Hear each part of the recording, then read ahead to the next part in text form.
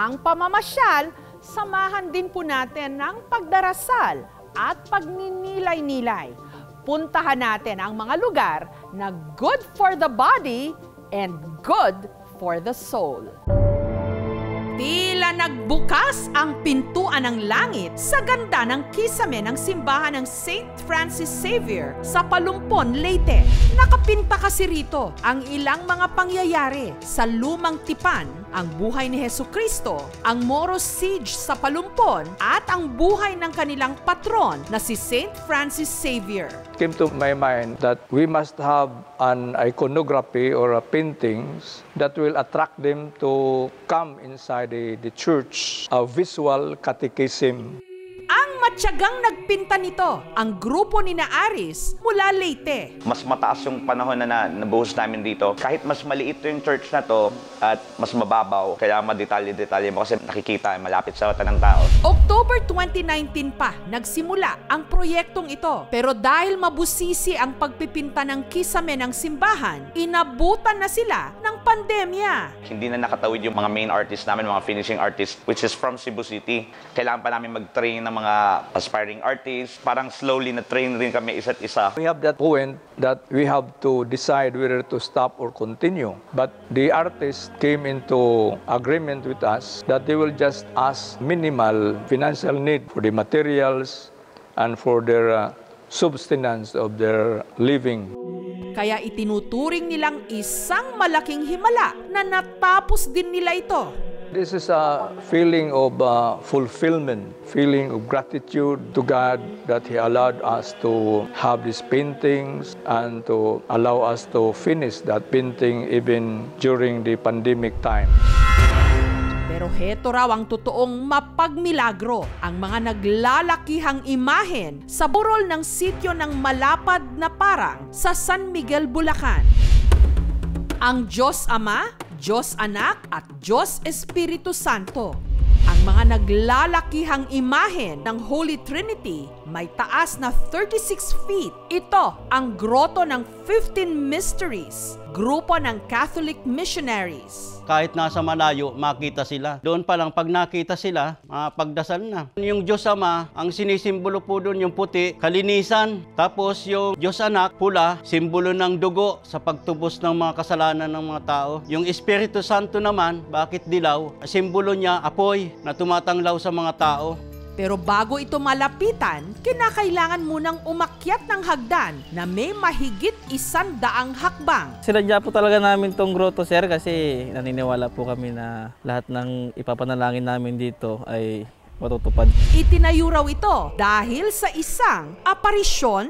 Sinabi po ng Santissima Trinidad sa akin na magtayo ka ng Santissima Trinidad 3,000 groto. Sinabi po niya sa akin ng harapan na nagustuhan ko yung ginawa niyo. Kasama sa mga dinarayo rito, ang isang manghihilot na nakagagamot daw ng mga sakit. Kung mayroong nanghingi ng tulong, tinutulungan po namin. Walang kabayaran yan, alang-alang sa ating Panginoon. Yung tuhod ko, di ako makalakad, namamaga. Pagdating ko doon, dinasalan lang ako niya. Kung pagkakinabukasan, nakakalakad na ako. 5 araw, hindi ako makakita. Paglaro na ako ng kulam. Nagpagamot ako doon. Yung mata ko, nakakita na ako. Medyo maghihigpit kami, lalo na yung mga nanggagaling sa ibang lugar, siguraduhin na talagang kumpleto sila ng mga requirements. Tuwing Semana Santa, magandang pagkakataon upang pagnilay-nilayan ang ating pananampalataya na papanahon, lalo na't ang Kristyanismo sa Pilipinas sa taong ito, 500 taon na. Sa islang ito nagsimula ang lahat kung saan unang tumapak noong March 17, 1521 ang navigator at explorer na si Ferdinand Magellan matapos nilang tawirin ang Pacific Ocean sa loob ng halos 4 na buwan. Ito ang Homonhon Island sa bayan ng Giwan sa Eastern Samar. Yung Homonhon that time, walang tao. Because in the olden days, it was a sacred place for them. Our ancestors in Homonhon did not take care of Magellan, Elcano, and his crew. Namamatay na lang sila, hindi sila makakapunta sa Limasawa, hindi sila makakapunta sa Cebu. So, ang Christianity, most probably dito sa Pilipinas, hindi mangyayari. At bilang paggunita sa ika-500 taon ng Kristyanismo sa Pilipinas, nagtayo sila rito ng mga historical marker, pati na ng mural painting. Magellan to the right and the Filipino people to the left. Meaning, may mga Pilipino na tumulong. Matatagpuan din dito ang simbahang ito na nakatindig na sa loob ng 400 taon. Itinuring na National Cultural Treasure ng Pilipinas, ang Immaculate Conception Parish Church. Kasama na din po yun yung antiquity ng simbahan, yung magnificent structure, yung building, at ang dami pang iba, lalo na po yung mga painting sa loob po ng simbahan. Ang mga dingding, pinalamutian ng seashells. At nakatago rin dito ang ilang relics mula pa sa 17th century. Katulad ng nag-iisa at very rare na altar cards. Lumang libro na naglalaman ng old records ng mga kasal, patay, binyag, karo ng santo, korona ng Inang Maria, pati na ang pinaka-iniingatan nilang monstrance o lagayan ng ostya. Lahat po ng mga ginagamit mula po nung magsimula yung parish, ipinapasa po yun sa next parish priest o kung sino man po yung mamamahalan ng simbahan. Kaya lang nung pumunta po rito yung mga officials ng National Museum at nakita po nila, sa palagay ko sila po yung makakapagsabi kung gaano po ka-genuine yung mga bagay na iyon. Ang simbahang ito kasama sa mga matinding na salanta noong humagupit ang super bagyong Yolanda. Bagsak lahat. Kung gaano bumagsak yung simbahan, ganon din po yung general emotion ng bayan.